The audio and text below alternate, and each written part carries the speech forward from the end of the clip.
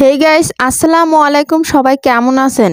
জীবনের সফলতা পেতে হলে লেগে তো থাকতেই হবে। আপনার আশেপাশে জ্ঞান দেওয়ার মানুষের অভাব নেই। খারাপ সময় পার করে আসতেই হবে। তবে যাই হোক, আমি এখন থেকে গেমিং ভিডিওর পাশাপাশি lifestyle vlog, recipe video share করব। কোথায় কোথায় ঘুরতে যাব, ফার্স্ট টাইম কি রান্না করব, সব কিছু নিয়েই ভিডিও বানাবো। জীবনে অনেক পরিশ্রম করতে হবে। ফার্স্ট টাইম এমন ভ্লগ ভিডিও বানাইতেছি, একটু নার্ভাস, তবে আমি এর থেকেও ভালো কিছু করার চেষ্টা করব। ভিডিও কোয়ালিটি আরও বেশি ইমপ্রুভ করার চেষ্টা করব। সবাই সাপোর্ট করবেন এবং পাশে থাকবেন। সকালবেলা আমি পড়তেছিলাম, তখন মিনু এসে বয়ে বসতেছিল। জানি না কেন আমি ওকে উঠিয়েও দিয়েছিলাম, ও আবার এসে বসে, তাই ওর পা দিয়ে পড়ে নিলাম। আজকে যাচ্ছি আইসিটি এক্সাম দিতে। ফাইল, অ্যাডমিট, স্কেল, তো যা যা দরকার সবকিছু এখানে নিয়ে নিছি। আমি ফাইল ঢেকে রাখছি যাতে রোল রেজিস্ট্রেশন কেউ দেখতে না পারে। আর আজকে আমার সাথে যাচ্ছে নিহা। আমাদের একই সেন্টারে, যেহেতু আমরা একই কলেজ থেকে এক্সাম দিচ্ছি। ওর চোখের সমস্যা, তাই আমি ওকে বলতেছিলাম চার চোখ ওয়ালি। আর রাস্তায় আরেক বান্ধবীর সাথে দেখা। এই তো আমরা তিন বান্ধবী, আর ও ভিডিও করা দেখে ঢং করতেছিল।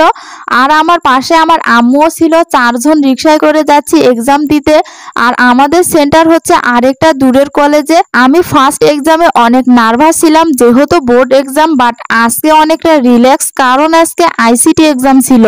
তো প্রায় 9:30 বেজে যাচ্ছে। আমার এক্সাম হচ্ছে 10টা থেকে। তো এরকম সুন্দর রাস্তা দেখতে দেখতে এক্সাম দিতে যাচ্ছিলাম। কি সুন্দর প্রকৃতি।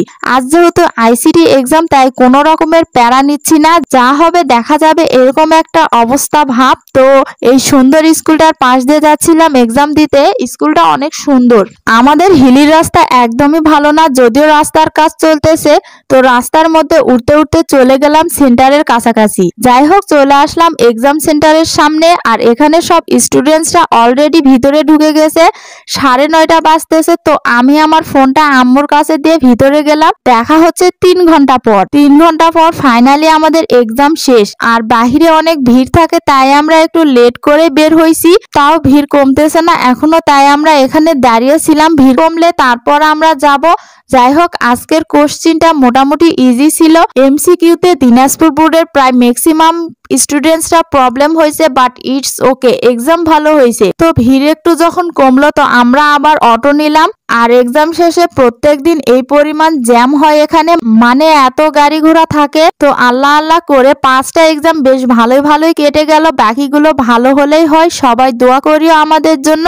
আজকের ভিডিও ছিল এই পর্যন্ত। সবাই ভালো থেকো, সুস্থ থাকো, ভালো মতো এক্সাম দিও সবাই। আল্লাহ হাফেজ, আসসালামু আলাইকুম।